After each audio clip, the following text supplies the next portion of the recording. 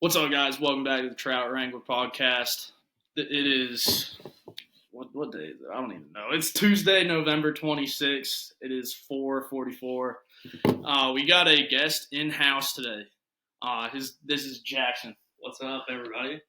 He is a you guide out in Montana. That's right. And you do a lot of I wouldn't say content creation. You do a lot of Today's world, I guess it's called that. I'm a photographer right. and fishing guide.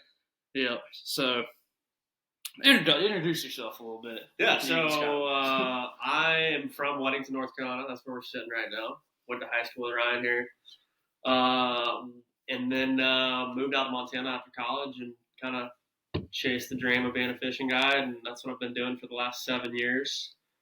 I have worked for Ruby Springs Lodge for the last 6, and then now I'm kind of freelancing between Ruby still and then Madison River Fishing Company. So my wife and I were based in Ennis, Montana.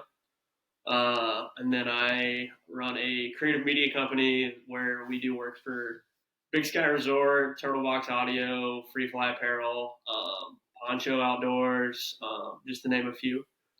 And so kind of juggle that with rowing the boat around, and it's a good life, but it's a grind, ain't it? it is. Yeah, it is. Dude, my mom. I was funny. I told my mom, I was like, I'm gonna have Jackson Bland on the podcast. She was like, I see him in every single Free Fly magazine we get. I was like, I know he's on everything. Oh, man.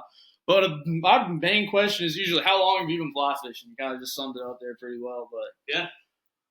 So I, like you, I come from a bass fishing background. Yeah. There's not much fly fishing around here. Just hitting like neighborhood ponds and stuff with the spin rod. My granddad's a tournament bass angler. He's psycho. I tried going out with him today. The truck ended up losing its battery. Oh man. So we didn't make it out. But nonetheless, heavy fishing background, but no one in my family fly fished. And so in college, I went to University of South Carolina, and oddly enough, there's a trout stream there. Saluda River. Yeah. It is. It's an interesting dynamic because Columbia being the armpit of the South. Oh my God. It's hot as hell down there. It's a miracle there are trout that actually survive year round. But it's a tailwater down there, so I kind of got to know that. I had some buddies that had fly rods, and I'd go out there with them, and I was like, man, that is just the coolest thing. So I got a rod and started catching trout and obsessing with it, running up the mountains every chance I could. Spending more time doing that than partying, honestly. Yeah. And then kind of got into red fishing, and boy, that kind of stole my heart for a while. But I was lucky enough to end up taking a trip out west with a buddy who was a guide out in Colorado. And we'd spent a week with him before his season started, and it just blew my mind. I was like, this is it. This is unreal. It's way different than down here. Oh, Fish 100%. actually eat a dry fly. 100%. Oh, yeah, dude. I threw a dry fly until my damn arms fell off yesterday. They were on Saturday, dude. I was like, oh, my God, it's fall. You're like, all right, they're going to be eating dry fly. No, I end up throwing streamer all day. Like, you kidding me? Love the streamer. Dude, but if you went to USC, did you ever fish the Congaree River for striper and smallmouth? Okay, so I'm a bit ashamed to say that I never really got into the smallmouth scene. I wish I had. I caught a hell of a striper, actually, kind of where the river forks right there in town. Caught like a 20-pound striper one night. But other than that, no. Dude. Didn't have a boat, so that was a problem. I went down to the Congaree one time this summer. I was like, I'm going to go out there, wait around, catch a striper, catch a smallie. Dude, I didn't even check what's it called, USGS. Oh, boy. Dude, high and red, running mock Jesus. I was like, oh, my God. I was like, this is awful. But, dude, I didn't catch one fish that day. Had one big striper get me down into the backing. Nice. Ended up losing all my line on the bag. Got me down in the backing. 8-weight, salt water. I was like, oh, man, it just corroded all that backing. But that's what keeps you coming back. Yeah, it is what keeps you coming back. I was in the shop down the road. I was like, yeah, put some more backing and fly line. I ended up out of there like $200 if you can. What shop was that again? I forget what it was even called. Kind of like by downtown. Yes, it was right there by downtown. They have a bunch of fly stuff in there. Yeah. You wouldn't expect. Yeah, they got free fly in there too. They got all those. You wouldn't expect. It's a giant warehouse looking thing. but I completely forgot the name of it. I'll figure it out. I'll tell you later. But when you're fishing in Montana, are you fishing mostly tight streams or wide open, big rivers, in a drift boat? Yeah, so for what we do, we typically are fishing the big rivers. So for us around, like where I guide is like the Madison, the Big Hole, the Beaverhead, the Jefferson, the Ruby. The Ruby would be kind of more of a tight stream. Maybe you'd see around here. I would compare it to like a Wilson Creek type thing. Right. It's probably way better than Wilson Creek. It might be. It might be. Wilson Creek sucks. Less to get snagged up on too. Yeah, that's nice. So yeah, we're in the drift boat most often, which is super fun because you're usually with your buddies. You bring everything you want, cooler full of beer. It's pretty special, and we got freestones. The Big Hole being one of the last freestones in the lower 48 with like native Arctic grayling, which is cool. The Madison's tailwater, Beaverhead's tailwater, Ruby's a tailwater. Jeff's kind of a mix of the both. But we got a lot of water near us. It's pretty special. Dude, I wish it was like that around here. So like you're saying earlier, dude, you got to run up to the mountains. Yeah. It's hell. Or trespassing some bass. Yeah, dude, I did that plenty of times. Arrow, I've been kicked out of there more times. Oh my gosh, dude, they're actually lightening up there. If you want to grab a fly rod, if you got one, go into Arrow and throw a big stream around, you'll still catch big fish. Okay. Yeah, insane still. Drop a canoe into there. Yeah, dude. That the only thing is the parking. I park at one of my buddies' houses and I walk over. Nice, but they won't. Even if you're just down there, remember they used to just run you off. Oh yeah. And they were like, "Get the hell out of here!" They call the cops and all the whole 9 yards, and the cop would be like, "Just don't come back. We're not going to give you a ticket." They don't even do that anymore. They don't care. Okay. Yeah, it's starting to get too precious though. Okay. But me and my brother have been talking about going up to Montana. Yeah. I got my little brother in fly fishing this year. Nice. He went for his first time catching a bunch of stalkers up on the West Fork of the Pigeon, and he was like, "Dude, we got to go to Montana or something like that." I was like, "Yeah." I was like, "That'd be pretty sweet." And I was like, "Actually, I know a guy that used to live in our old neighborhood. He's a guide up there." So I was like, "I'd have to talk to him if we go up there." Sure. We'll put you on some spots. Oh yeah, dude, that'd be sweet. But what gave you the idea to start Trout Cowboy Collective? I've like carried around a camera, mostly long fishing adventures for, over 10 years now. And there was just a time where I was like, man, there's like people around here making money off this stuff. Like, yeah, perfect little like additional income source to guiding, something I already do. So, starting your own business is not as easy as it may seem. I'm trying to go through the same thing right now. Yeah, I mean, I'm still learning, and getting fucked by taxes. Yeah. And figuring all that out. Don't listen to this IRS. But that's kind of where it all came from, was like making all that stuff just from fishing and, You have some of the coolest freaking content that I've ever watched. I appreciate that. Dude, it is like, there's one, I think you had a Jimi Hendrix song in it, and it's the one I commented on. I was like, dude, this is badass. I love Jimi Hendrix, it was the redfish one. Oh, the red one. Yeah. I was like, dude, that's so sick. God, funny story about that. So we came out, did like a family beach trip, flew out, and we were in Charleston fishing with my buddy Adam Lawson. And it was a birthday present for my wife. Told her like she could have the bow for the whole evening. We were fishing flood tide. I was just gonna sit back and film, and that's what I did. And we found it was like a tough, stormy night, like borderline maybe shouldn't have gone. We found one fish that was just losing its mind, like in the grass, tailing all over the place. Real happy. It's rare to see a fish that tails for so long. Usually you just get like a quick glimpse. And she's up there, and the wind is just right in her face. Oh. Like, probably 15 mile an hour. It was brutal. And I'm just sitting there filming, and I'm just like, this is the craziest thing I've ever seen. And we are like 10 feet from this fish and like keep moving closer, trying to enter in. And ended up just could not get that cast into there. God bless it. Like she's a good caster. She's caught bonefish. She's caught redfish before, but just a tough shot. So that's how I got the shot there. That's pretty sweet, though. Being in the driver's seat. Dude, I hate it when you got to fish like that. And you're like, damn, the wind's in my face 20 miles an hour. Yeah. It's like you're sitting there just trying to get it out.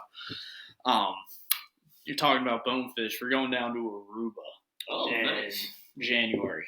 I'm tying up a bunch of bonefish flies, bringing an 8-weight down there. I think it's a little light, but I think you got it. I think it's real. Yeah, I do. Okay. It's a good Reddington.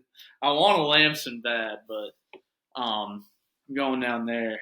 Apparently, the dang bones are getting depleted down there.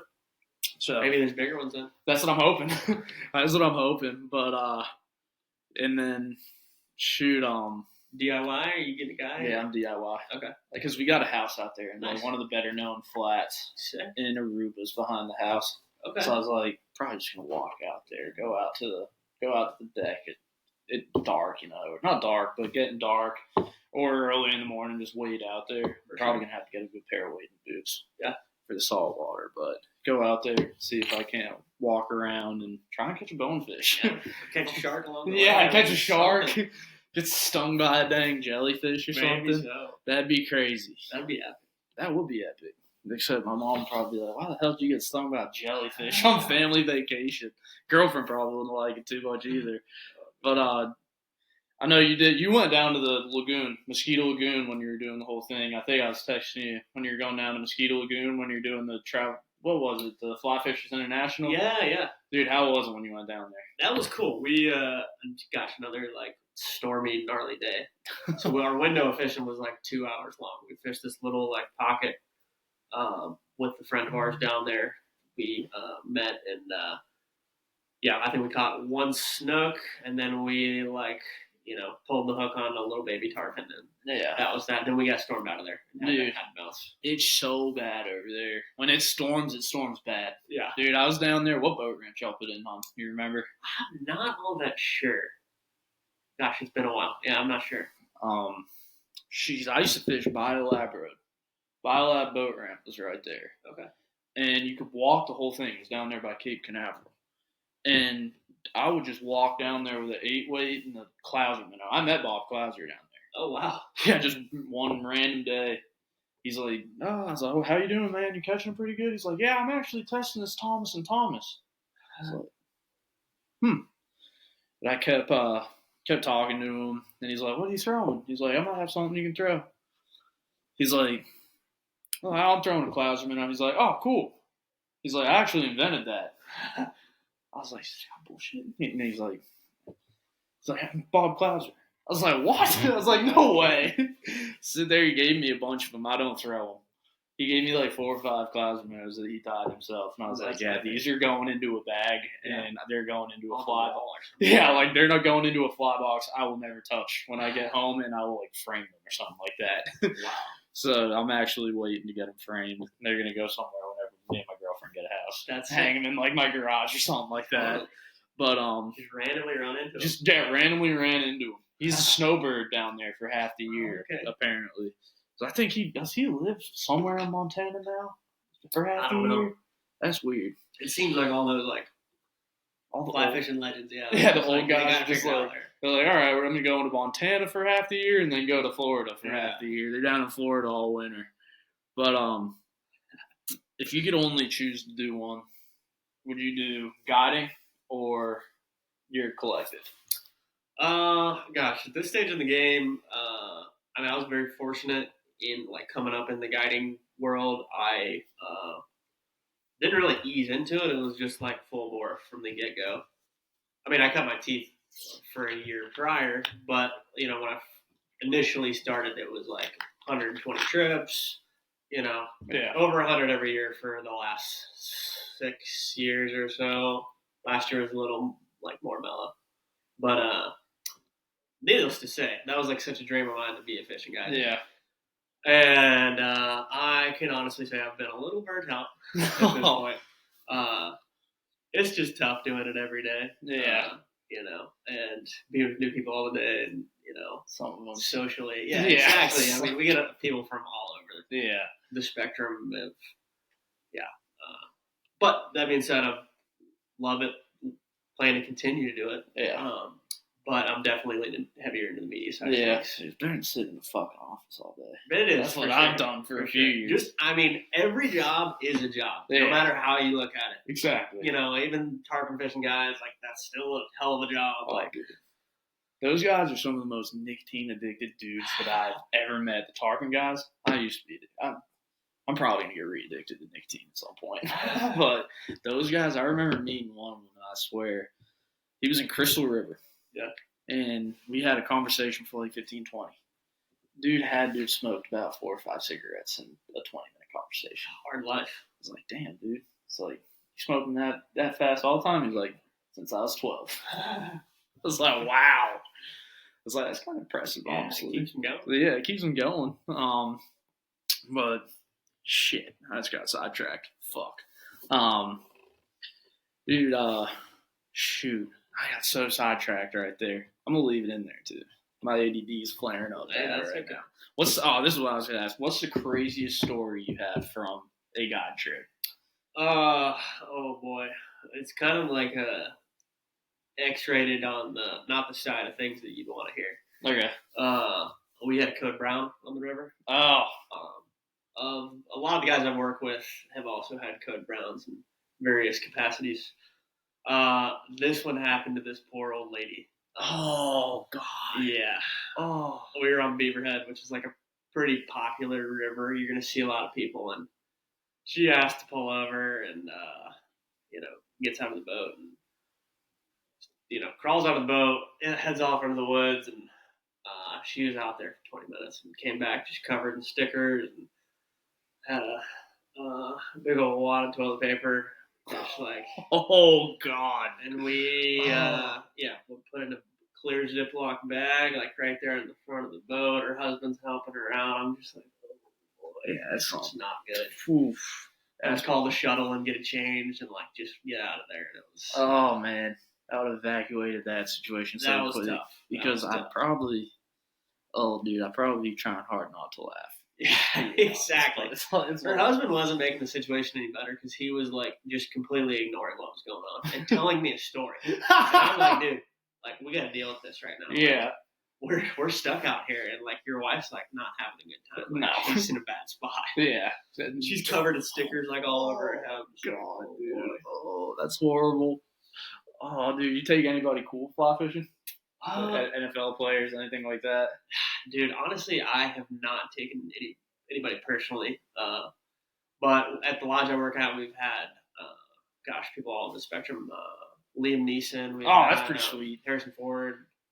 I think Brady was even there at one point. That was before my time. Yeah. Brady's got a place in Big Sky. Yeah. Dude, I see him out in Big Sky all the time. And one of my buddies called me up one night. He actually went out there for summer. Not for fall and winter. Okay. He called me up. He worked at Mountaintop with me, and he goes, dude, you're never going to guess whose car I was valeting. I was like, who? And he's like, Tom Brady. I was like, you're BSing me, dude. I was like, how many beers have you had tonight? He's like, dude, no, I'm like legitimately at work. He's like, I just took Tom Brady's car to get valeted. What's he driving? I think he was I forget what it was, but I think it was like an Audi or something like that. It's a crazy ass Audi. And he was like, dude, I swear, he took a picture of like the key tag that they put on the valet, so whose it is. Yeah. It's Tom's Brady. I was like, no way. I was like, dude, I thought you're BSing me, bro.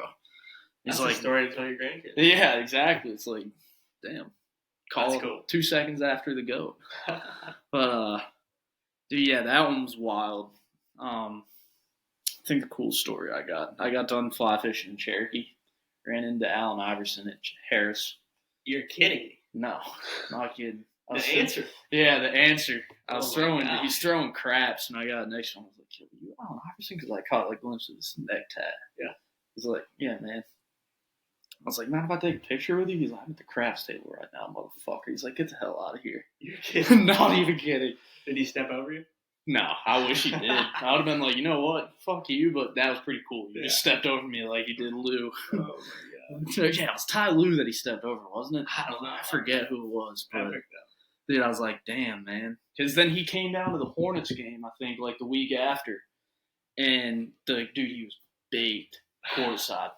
And the announcer lady goes over. She's like, AI, what are you doing over here? They were playing a team that it might have been the Sixers that they were playing. And she's like, AI, what are you doing here? He's like, you can tell shades on inside, hoodie over his head. And he's like, these my little dudes. He's like, these my little guys.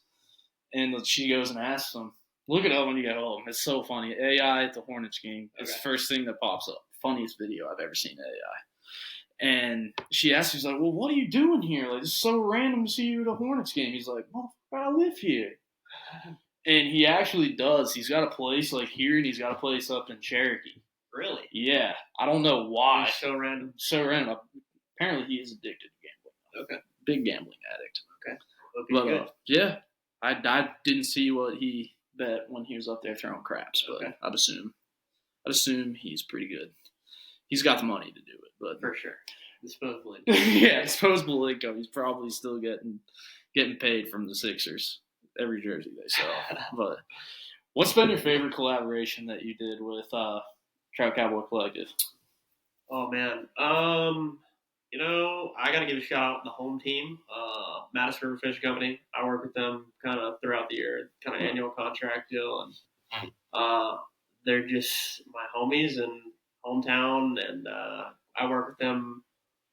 I run their socials, and then we'll do like when the weather's right, we're like doing shoots, trying to do like monthly get out on Madison, and it's just fun. They just we get along well, and like it's fun to like kind of work with the hometown homies. Yeah, for sure. Good group of guys. Yeah.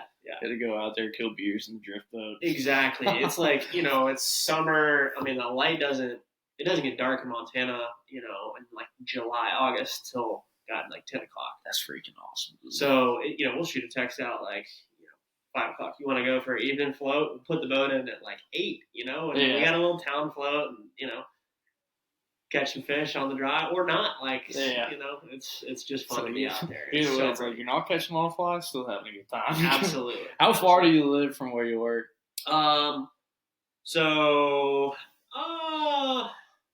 Like to the fishing company, that'd be like 10 minutes.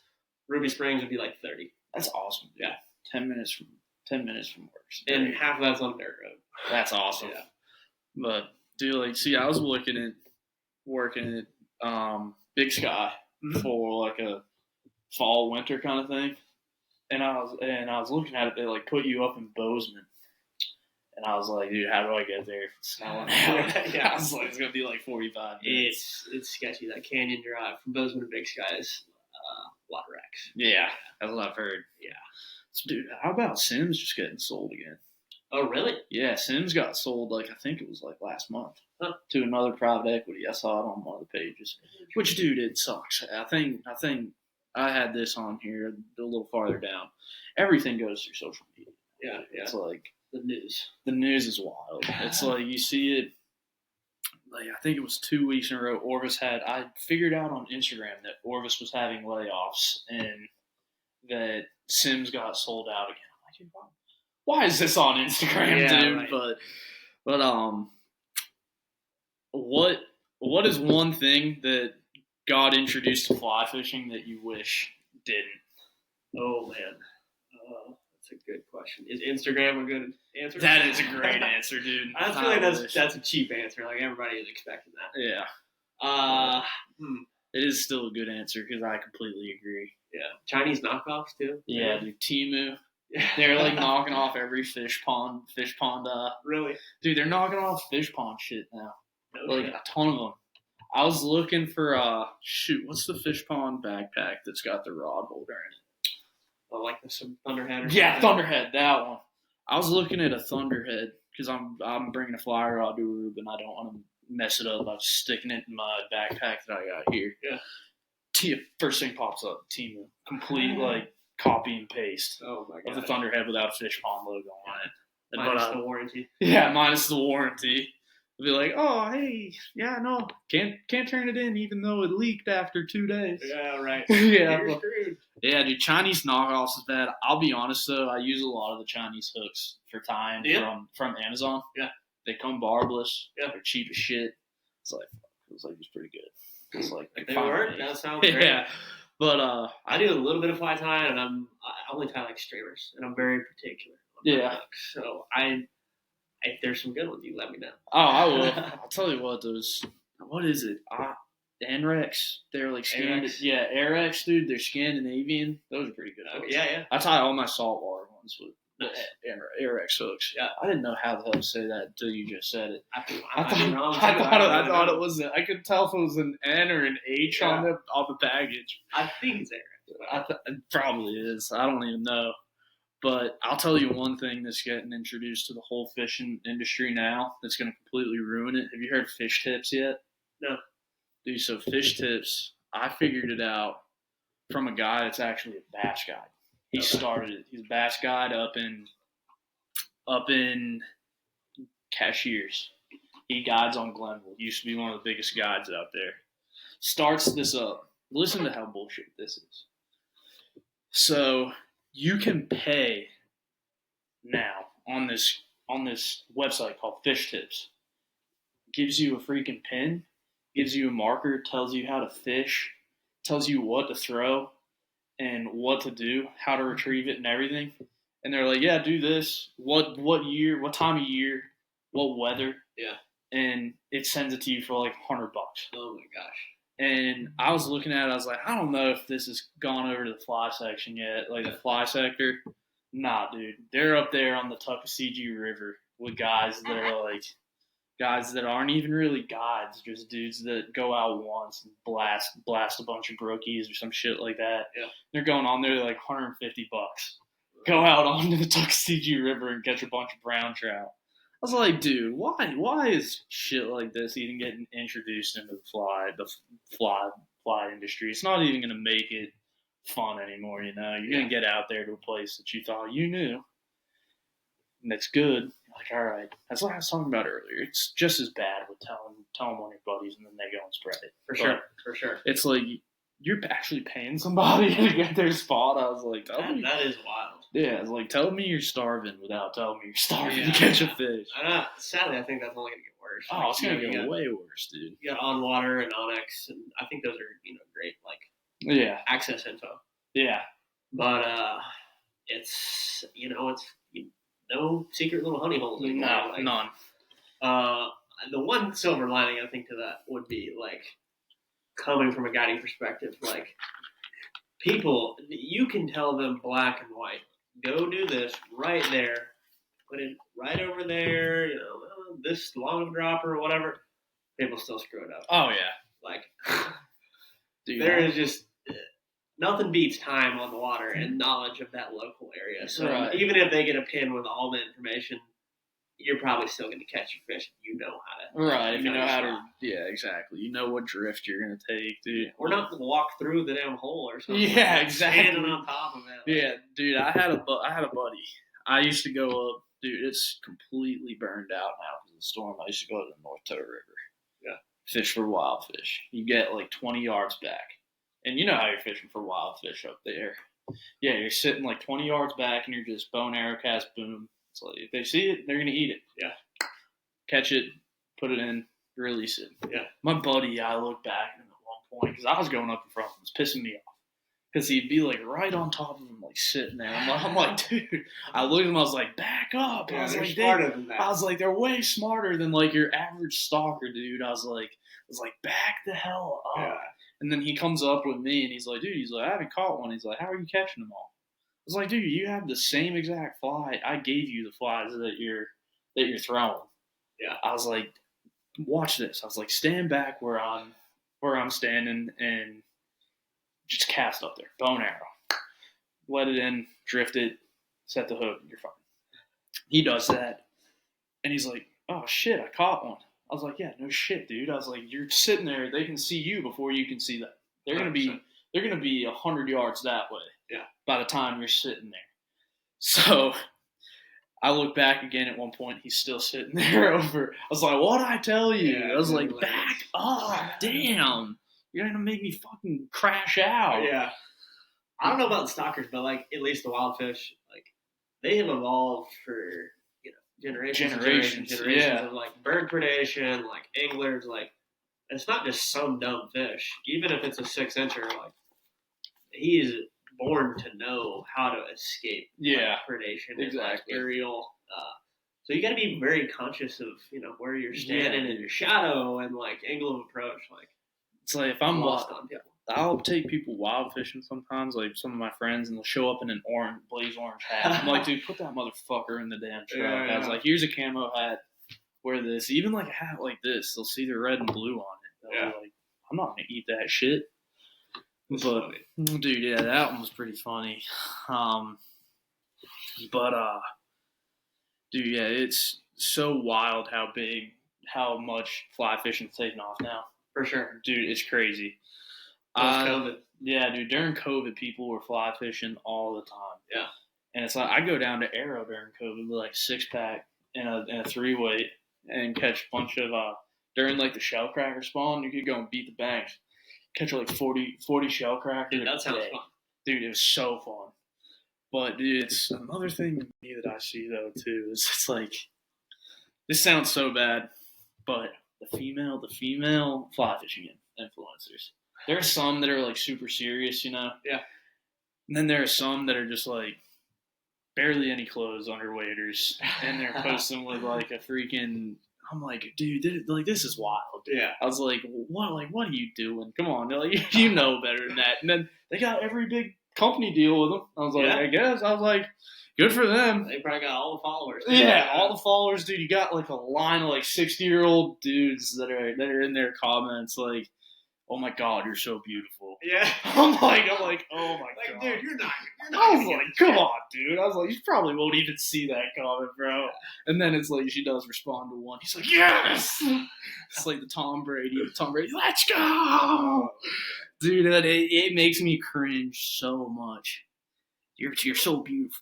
It's cool. It's calm down, Greg. But, if you could fish for only one species of fish for the rest of your life, what would it be? Brown trout, for sure. Brown trout, for sure. I love me some brown trout. Oh, dude, I do too. They're just, the ultimate predator. They're so fun to throw a streamer at. At least where we are at, it is primarily a brown trout area. You go to the rest of Montana and rainbows tend to be taken over, or you go up even further north and it's more cutthroat. So I'm biased a little bit. They're just so unique and pretty, and but violent at times. Dude, that's what I was just about to say. I was dude, they are so violent. You'll throw, dude, watching a dang brown hit a streamer. Dude, they hit a Mack truck and they'll take off the complete other way. Yeah, dude, it is so much fun to catch those damn brown trout. I need to go up there to Montana. I want to catch a cutthroat. Yeah. You think that's overrated shit? Or No, absolutely not. Cutthroat's it's just where we're at. We don't have a ton of them. We'll get cutthroats, and the cutthroat that we do catch tend to be smaller. 16-incher would be a big one. Okay. But man, there's so much water up there. You go into the mountain streams, the blue line, and you would do here in Montana is mostly cutthroat. Yeah. Which is super cool. And again, they're just kind of smaller. Yeah. But you're by yourself. Oh, dude, it's awesome. That's why I like blue line in here, dude. It's you get up into the Smokies and shit like that. A little bit more solace. Dude, yeah. No people. Yeah. You don't have any grizzly bears either. Yeah, no grizzly bears. Blue line in Montana, you might get picked off. Yeah. You might have a brown bear up there. The bears, dude, are starting to get pushed farther south because of the hurricane. Dude, there was one. And I saw something. Mountain Island. You know when you're crossing over Mountain Island Lake? On the Highway 16 bridge? I used to live over there. Okay. And there was one in the development over there. That's great. Bear. Yeah, this far south. I've been walked in on by an elk up there too. Really? Me and my buddy thought we were about to get killed by a bear. A freaking elk came up. Bull? Yeah, big one. I was damn. I was special. I wish I had my damn bow in the dang truck. Yeah, given it was in the middle of the summer, probably couldn't kill it. Probably shouldn't. Was it you that killed a big elk this year? I wouldn't call it a big elk, but I did. I shot my first bull, which has been a long time coming. And waiting. Brought some meat home and waiting on a little bit more from the processor. I'm stoked. Bow? Not the bow. I missed one with my bow in September, and It was actually like, it was so special. It was so cool. I'm bummed I missed it. Just kind of misarranged it. But ended up getting redemption with the rifle and stoked. You killed a big deer with a bow, though, didn't you? Yeah, like last week. Yeah, that's badass. There's nothing like killing a deer with a bow. God, it's special. Dude, oh yeah. What kind of bow you shooting? So I actually just gave my little brother my old Matthews, and I picked up a lift off of eBay. Cool.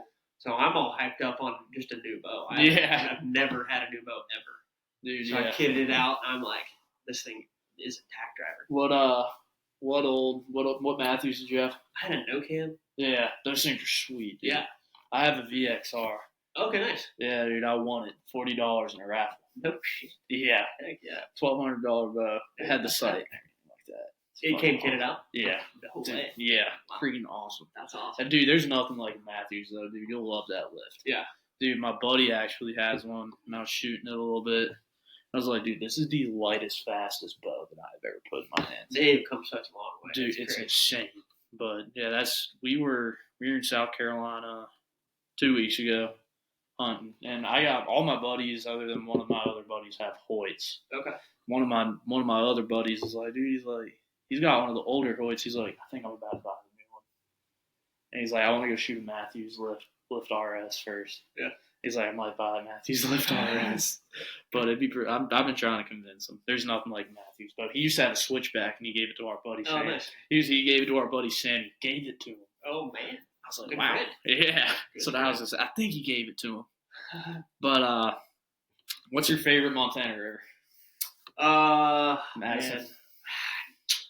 I would say I have seasonal answers to that question. In our area, like, different rivers shine at different times. The Big Hole in the spring is awesome. It fishes really well in high water. Uh-huh. It's a freestone, so it could be 10,000 CFS or it could be 150 CFS. It's a lot more fun to fish in like the 1,000 to 3,000 range, and that's when you catch real big ones. And then like, the Madison and the Ruby and like June and July, that's like prime time. The Jeff is fun if we have a good water year, kind of in more like later summer. We've been getting plagued with like warmer temps and just low water lately, dealing with, things changing. Yeah. I've seen that firsthand, even the short time that I've been there. So sometimes like we don't even get to fish the Jefferson in the summer. And then like wait till September. Up here, we've been having the same problem. I don't know what it is. Dude, like, we very recently have just been getting water back in our rivers since the hurricane came through. Really? That's all like dams? Yeah, it's all dams and stuff like that.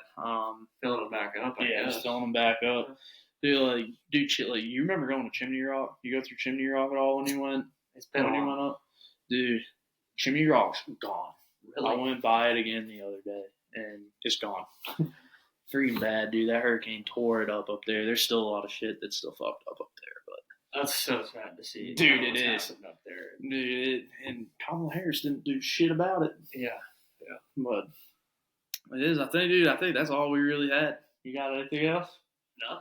Me neither, man. Well, that was a great episode. I really appreciate you coming on, man. No problem. Sure. Fun to do it in the hometown. Oh yeah, dude. I was like, damn, you guys are gonna be in town this week. I was like, that's great. That was our episode with Jackson Bland. Great dude. If you're ever in that Montana area, give him a call. Ruby River, Madison River, anywhere out in that area, give him a call. He'll get you on some fish. But that podcast, that interview was actually recorded yesterday. You're probably wondering why. It's like, oh man, looks different. He's wearing something different. Yeah, I filmed that yesterday and finishing up the rest of the podcast today. So, like I said, kind of hard to follow that up. I mean, what a great interview with Jackson Bland. Just an all-around awesome guy. But sorry, I was getting pictures from my trail camera over here. But today, like I said, I'm continuing yesterday's podcast. Today is Wednesday, November 27th, at 2:53 p.m. You guys will be seeing this on Black Friday at 7:30. I would record tomorrow, but there's a lot of stuff going on tomorrow. A lot of good shit to eat. And it's just Thanksgiving. Football, food, family, whatever it may be. That's going to have me pretty tied up tomorrow. Actually going to Ashboro to do lunch with my girlfriend's family, and for whatever reason, I'm running a fucking 5K in the morning. Haven't prepared a lick for it.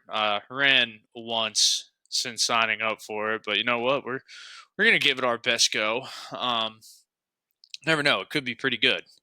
But we're gonna give it our best go. So like I said, you'll be hearing this on Friday. Tomorrow's Thanksgiving. Hope everybody has a great Thanksgiving with family, friends, maybe wherever you celebrate it. I hope you and yours have a great one. So now let's get into the Little River recap. As I was talking about last week in our actually Black Friday sales and Cyber Monday sales episode, I was taking a trip to the Little River last Saturday.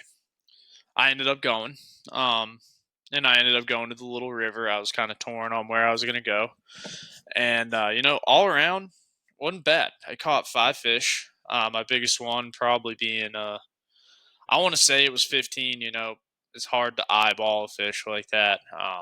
That's also on the socials if you want to go and check it out. But yeah, caught 5. For a long time here, everybody was like, "Oh yeah, Little River's fishing on fire. Little River's on fire. Little River's on fire."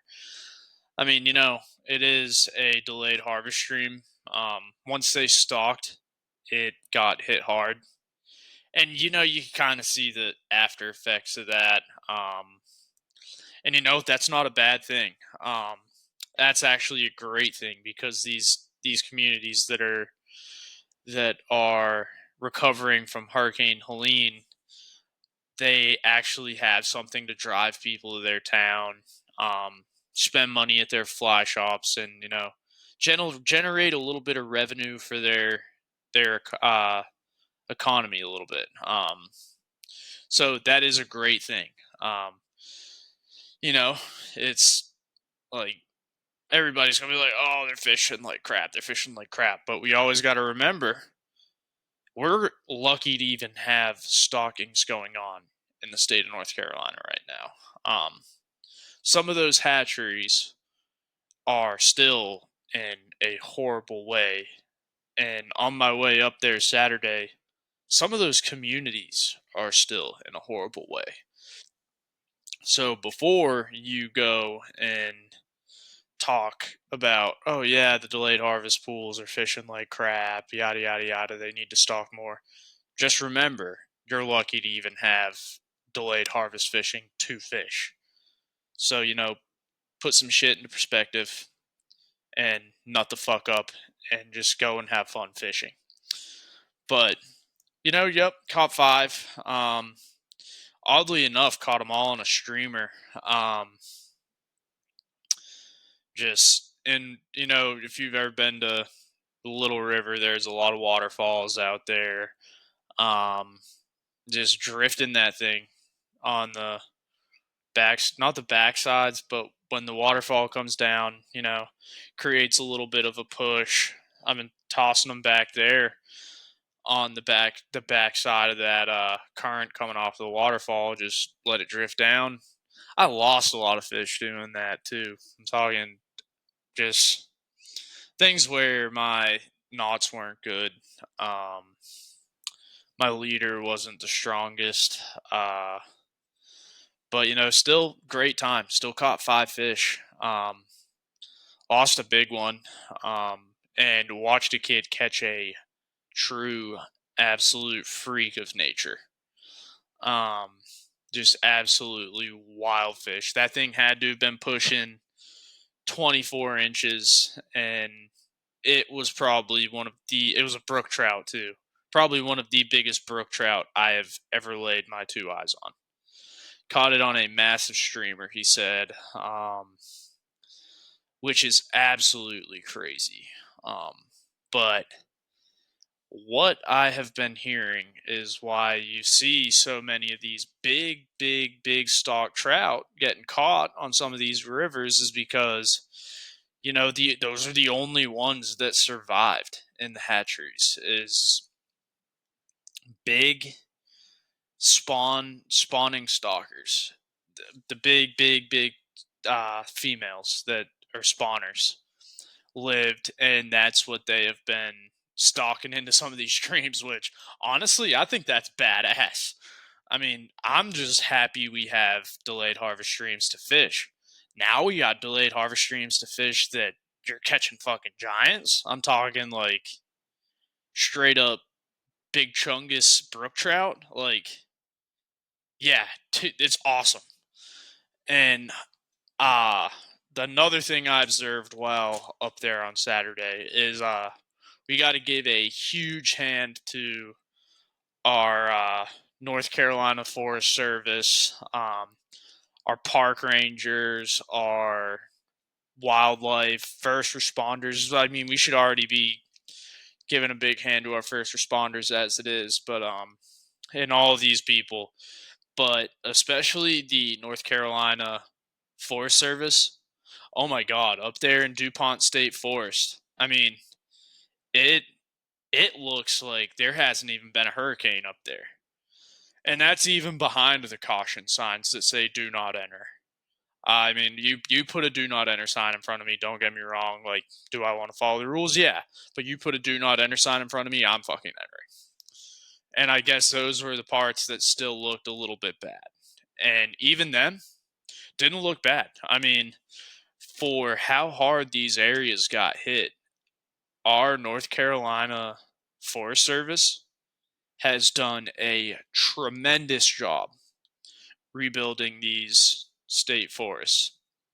The people that are putting in countless hours rebuilding these spots or the places around these state forests.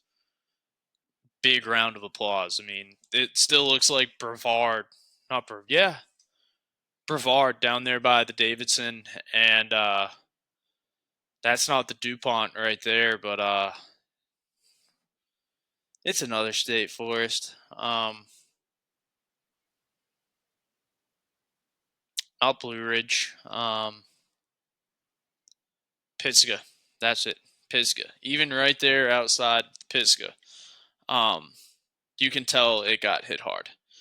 You still got people out there, day and night, and excavators, mini X's, big like pavers. They're rebuilding roads. I mean, people are cleaning up the parks. They're cleaning up the state forests. I mean, the whole community is coming together to rebuild this entire area, which I absolutely love.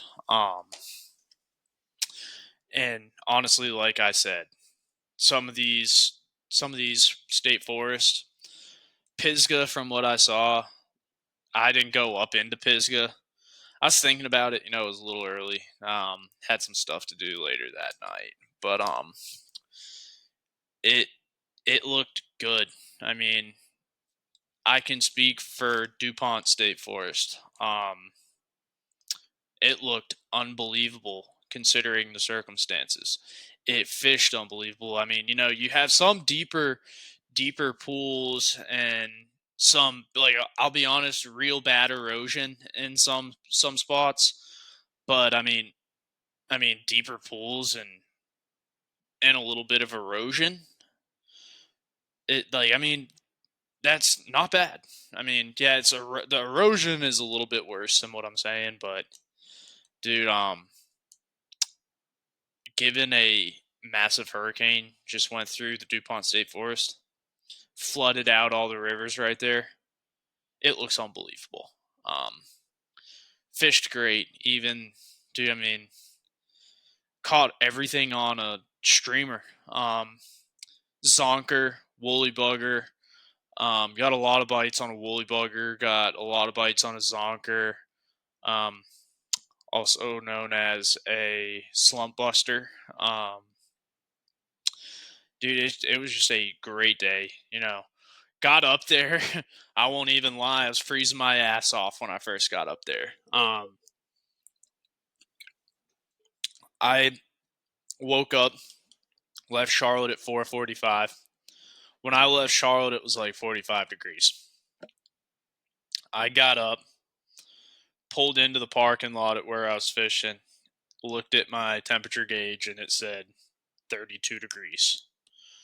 And, I dressed for the occasion. I dressed like it was going to be 32 degrees. I have plenty of winter clothes growing up in New England. Got plenty of that. And my blood is a little bit thicker than the average bear.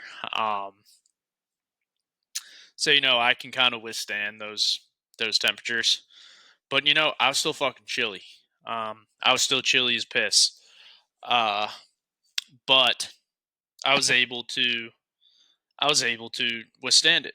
Once that real cold time got by you early in the morning, and if you were dressed warm enough, the only thing really, really cold were, one, your hands and your ears.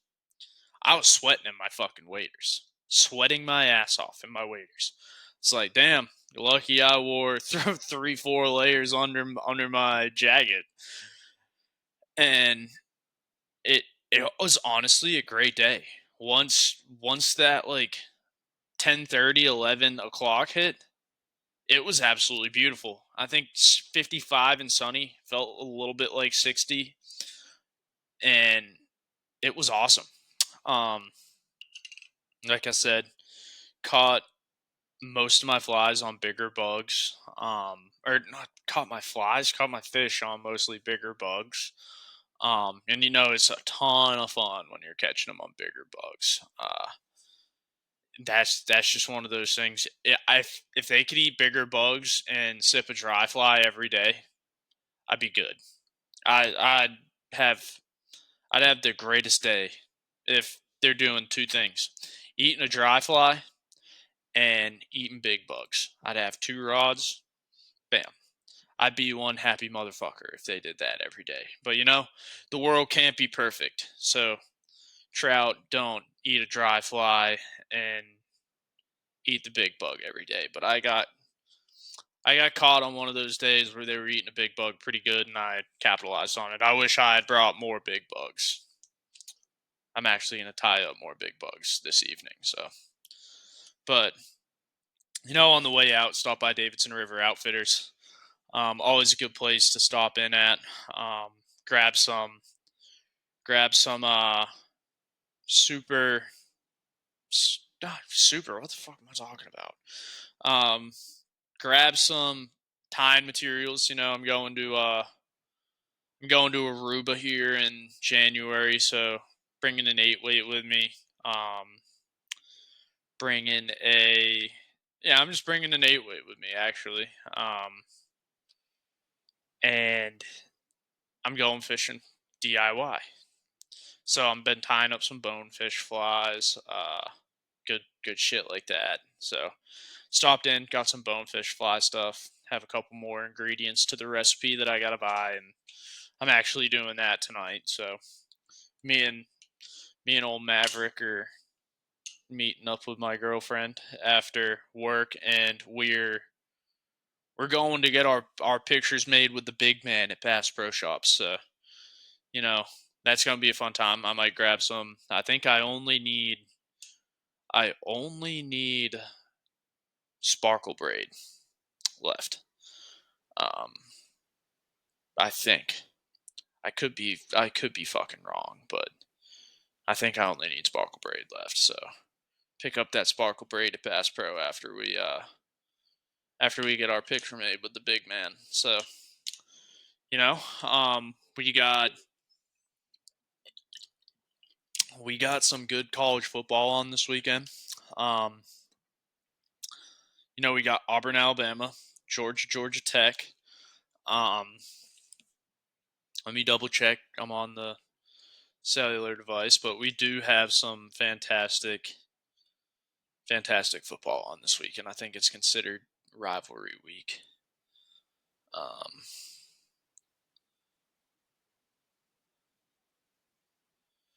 Yeah, we're actually headed down to Athens on Friday for Georgia Tech.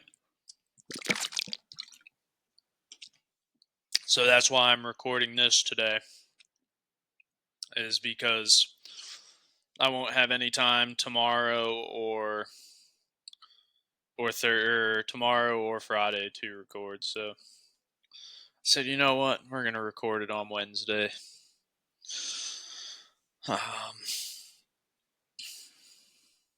What the fuck? Where are the scores for this week, or the games for this week? Here we go. All right, tomorrow, Thursday, 7:30 p.m. We got my little brother's alma mater, Tulane versus Memphis. Good little good good American Conference showdown. Then we got East Carolina versus somebody on Friday. Well, we're gonna be at the Georgia Tech game. Here we go. You got the Egg Bowl. So these are the 3 games I'm gonna do, and then I'll add a couple. We're gonna do Georgia Tech, Mississippi State, Ole Miss, Auburn, Alabama, Michigan, Ohio State, Clemson, South Carolina. Those are 4 games, I think. We got Mississippi State, Ole Miss, Georgia Tech, Michigan State, Ohio State, or Michigan, Ohio State, Clemson, and South Carolina. So you got Georgia, Ole Miss, Ohio State, Michigan, Bama, Georgia, Michigan, Bama. What was our other one I said? Notre Dame, USC is also going to be a good one. Washington, Oregon, also a good one. All right, so we're just going to get into it. Fuck it. The first game I'm calling, this is actually Friday, November 29th as well. So Friday day game. So we got a Friday day game, SEC showdown, and you got a Friday night SEC game. Mississippi State, Ole Miss. Mississippi State, they're having a very underwhelming year for the Southeastern Conference. I know that Ole Miss just dropped a big game to Florida. Not too good for them. I believe it may have knocked them out of, one, the SEC championship race, and 2, I think the college football playoff. But to come back and put a boot in Mississippi State's ass, I think Ole Miss is gonna come back and rally the troops and, like I said, put a boot in Mississippi State's ass. And I think it's going to be in a big way as well. Jackson Dart's going to want revenge.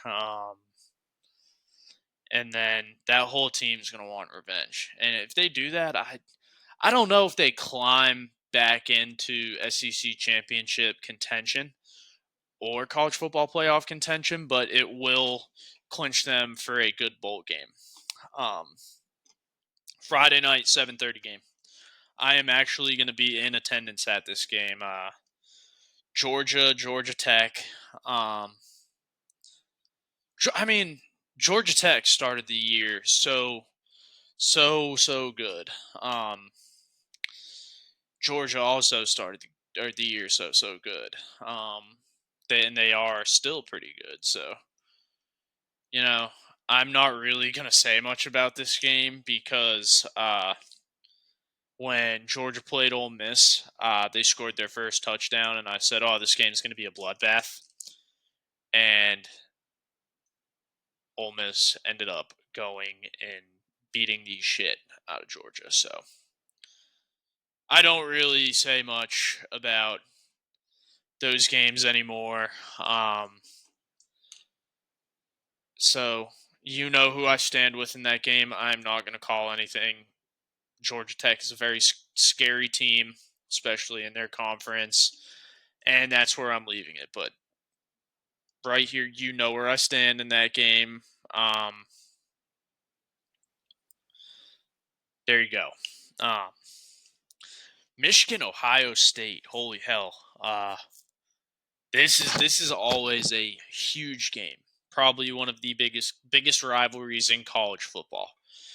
Michigan, Ohio State. You've seen the videos of games, Michigan, Ohio State games of past where they're chirping each other not even halfway out the locker room. They haven't even stepped foot onto the field yet, and they're already chirping each other. Where security's holding them back, walking onto the field. I mean, just a bloody, bloody game. Hold on, I'm about to sneeze.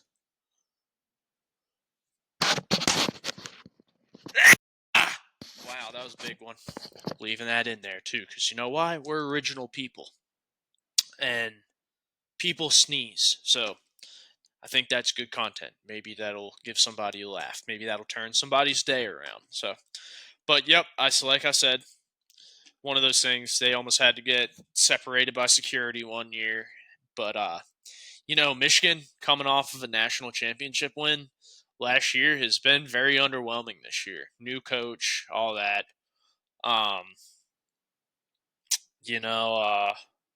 No Connor Stallions. But yeah, give me Ohio State in that game, man. I mean, it's hard to bet against Ohio State this year. Ohio State's so good. But yeah, give me Ohio State in that one. This one's kind of close to home. Clemson, South Carolina. Dude, I don't know why they got Clemson at 12 this game. Or not this game, but I don't know why they got Clemson at 12. Crazy to me. But give me South Carolina. South Carolina's been hot this year, man. I mean, I don't know what it is. They've turned it on the last couple of years, the last couple of weeks, and really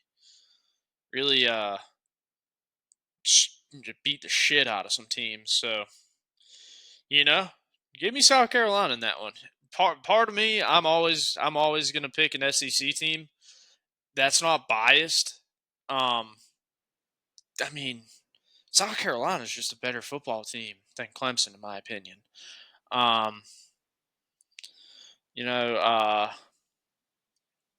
What was that last one? Auburn, Alabama. Um, Alabama. I hate it. Shout out, damn Alabama. I have to. Sorry to all my buddies that I used to fish against that fished at Auburn. Alabama. I mean, fire the hell out of Hugh Freeze at the end of this season. I mean, I've never been a huge Hugh Freeze guy, but I mean, this is really judgment day for Hugh Freeze right here. Is this Auburn Alabama game? If Auburn loses this game in the way I think they're going to lose this game, get Hugh Freeze the fuck out of Auburn. Get him out of there. Send him down to Buc-ee's. Send him to Buc-ee's. He can cook brisket at Buc-ee's for a couple weeks and then find another college football job. But yeah, give me Alabama. Give me Alabama. Plus, I also have a personal vendetta against the city of Auburn, Alabama, and Opelika, Alabama. We went to Zach Bryan out there in Opelika at Sistrunk Farms. Got fucking stranded out there for 4 hours until 4 in the morning. Trying to find a fucking Uber. But yeah, not a scumbag that I went to go see Zach Bryan live. That was prior to the allegations. Haven't really listened to Zach Bryan music since because that just doesn't really sit well with me. Still a phenomenal artist though, but the shit that he does aside of his music, kind of questionable. But yeah, give me Alabama in that one. Now for our Rise Flies Fly of the Week. Give me that Koga's bonefish shrimp, baby. I'm gonna be tying up a bunch of them. That's actually what I was buying for those. Buying that sparkle braid for is Koga's bonefish shrimp. No idea how to throw it, to be completely fucking honest with you. Never really fished for bonefish, so been watching some videos about tying it up and shit like that. So see if we can't do it, But yep, Koga's bonefish shrimp, and that about wraps up our episode. Again, big shout out to the boy Jackson Bland for coming on. And like I said, if you're ever in that area of Montana, Madison River Fly Company is who he works for. Call them up. Get in the boat with Jackson, just a super smart dude. Awesome conversation. Knows a shitload about fly fishing. So hit him up if you want to go catch some fish. But until then, everybody have a fantastic Thanksgiving. And the other holiday season's right around the corner. Dude, I mean, this year's flown by. But once again, happy Thanksgiving. Enjoy Black Friday shopping, because this will be dropping on Black Friday. Enjoy the Black Friday shopping. Personally, I will be in Sanford Stadium in Athens, Georgia, watching the Dogs. But yep, that's it. Until then, catch some trout. Happy Thanksgiving. Enjoy it with your families. Until next week.